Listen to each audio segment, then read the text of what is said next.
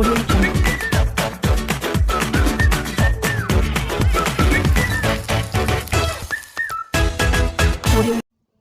عليكم ورحمة الله وبركاته. النهاردة بقى معانا وصفة حلوة قوي. احنا هنقطع على كنتاكي، هنعمل كنتاكي بكل تكاته وتفاصيله وبهاراته وكل حاجة.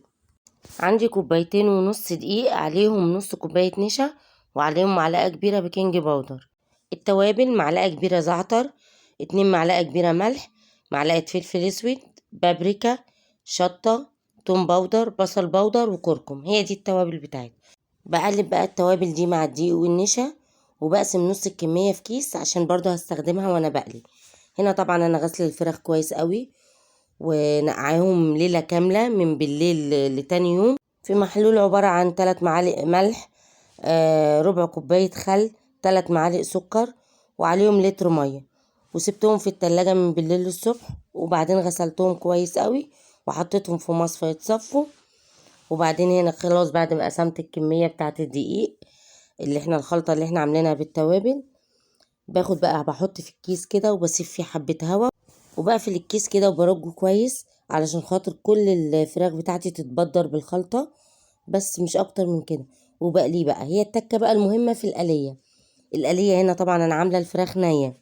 انتي بتحطيها في الزيت بيبقى سخن، بتحطيها 5 دقايق على نار عالية، وبعد كده بتوطي عليها تلت ساعة، بس كل 10 دقايق بتقلبي على جنب، واخر 5 دقايق بتقومي على طول معلية النار بس، وبتطلع معاكي مستوية وزي الفل.